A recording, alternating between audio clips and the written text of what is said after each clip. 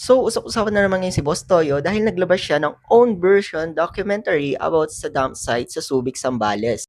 At pinamagatan niyang itong ang paraiso ng mga katutubong Aita. Tara, sabay-sabay natin panoorin at i-speed up ko lang siya guys ha.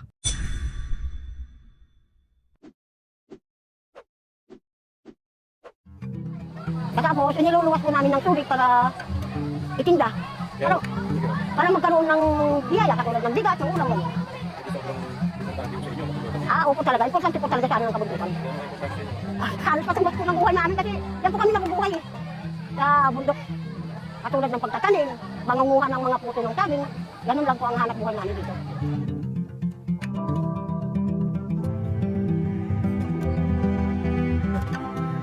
Lahat kami dito, farmers talagang hanap buhay ng mga asawa namin. Katapos kami mga babae, mga nagtitinda lang.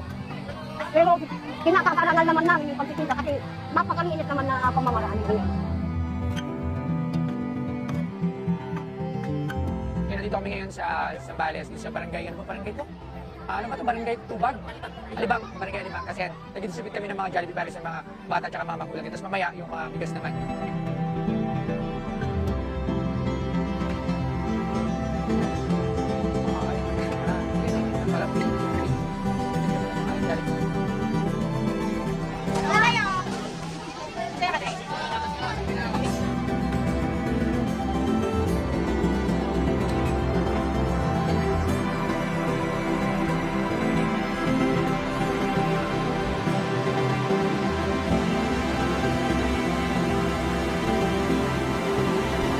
So yun, tapos namin mag-distribute ng mga pagkain dito. Nagpalaro kami ng mga konti na palaro para sa mga itas dito.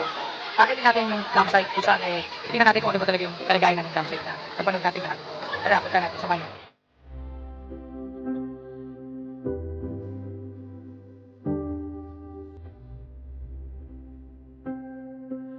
Ito walang nakatira po. Yun, doon po sa baba po, may kasakot dyan.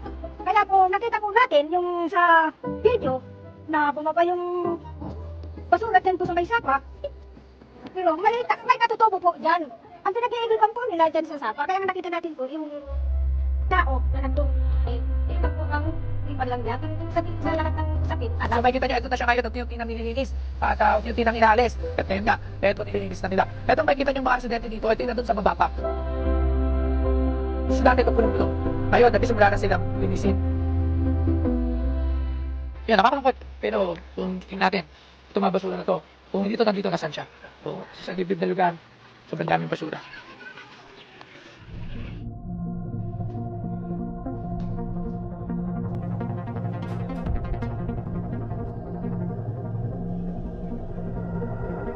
Hindi po namin iparating, lalo na po kay Boss Toyo, na sobra po kami nagpapasalamat. At kahit pa paano po nakapagbigay po siyang kasiyahan sa mga katutulong.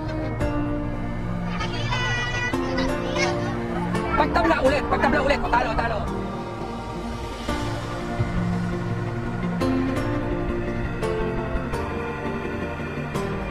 Para sa school nila, asa na si ano? Yan po, umulan sa Astron. Kaya, saka ito pag sa dalawa ng mga isa. Ito po ako ng bata.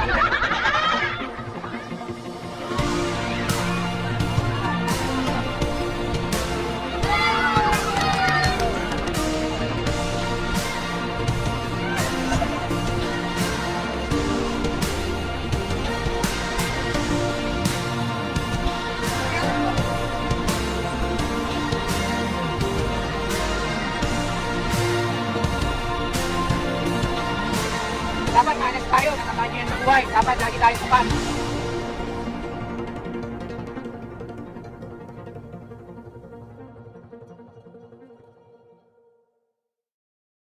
So, ayun guys, napanood nyo na. What do you think?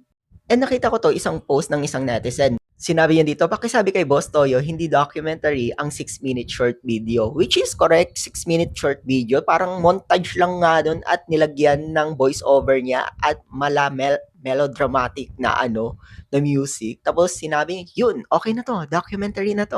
Wow naman!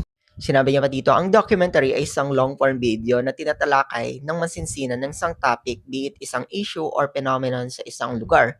Anong pinagkaiba ng video news na self-proclaim na documentary sa isang normal video dito sa Facebook na Reels? Which is totoo, like parang wala namang pinagkaiba. Huwag nyo din ipagmalaki ang naitulong nyo sa AITA. Tagong-tago sa video nyo ang banner at logo ng gambling company kaya napaka-deceitful ng reels nyo. Medyo maganda naman yung ginawa nyo kasi nagbigay kayo ng cellphone, ng TV at nagpakain kayo ng Jollibee at nagbigay rin kayo ng bigas at yung cellphone sana ginawa mo ng iPhone 17, di ba? Since nagpo-promote ka rin ng sugal. Sabi niya dito, walang research, walang mas malalim na pananaliksik, walang natutunan na bago ang mga manonood. Tsaka it does support a specific political position. And parang may point siya kasi parang kung may utak kayo, makikita nyo sa video na pinanood natin. Lalo na dito sa pinakahuli niyang sinabi. Sinabi niya dito, dapat honest tayo, tandaan nyo yan sa buhay nyo. Parang nagpaparinig talaga siya sa isang documentary, no? Next naman, wala kayong nasabi sa LGU maliban sa nakipag-picture kayo at pinamukha nyo lang na sinungaling ang seryosong journalist. Don't call it a documentary, call it for what it is, self-promotion. Natandaan ko na lang tuloy itong sinabi ni Miss Jusa. Sinabi niya dito parang as far as I remember na dapat wag daw tumulong at i-post sa social media ang pagtulong mo kung mangka-clout chase ka lang. And nakita ko rin talaga yung ibang post niya. Tapos yung laman ng comment section niya is link ng sugal niya. Ang galing! Tapos yung video niya is parang kine-question niya talaga itong award-winning journalist natin. At medyo alarming tong mga nagko-comment sa video niya. Basahin natin tong sinabi nitong nasa taas. Binigyan tayo ng isang buhay. Pinanganak tayo ng magkakaibang estado sa buhay. May mahirap, may mayaman, magkakaibang kulay at magkakaiba ng pamamaraan para mabuhay. Isa lang talaga, parehas tayo anak ng Diyos. Nadamay pa nga si God. So, pinapakita niya rin naman dito sa video niya na parang nililinis na daw at parang dinadownplay niya talaga itong situation. Kung may understanding kayo or medyo woke kayo sa isang bagay, makikita niyo sa video na to na parang pinapakita niya na resilience, na parang okay naman yung nila, sitwasyon naman nila doon, wala namang pinagbago. Yung parang ganun yung pinaparating niya sa video na yon. Kaya siguro naisip ng ibang tao na parang may pinapanigan siyang politician dito sa lugar na to. Kasi parang PR move talaga tong video na to.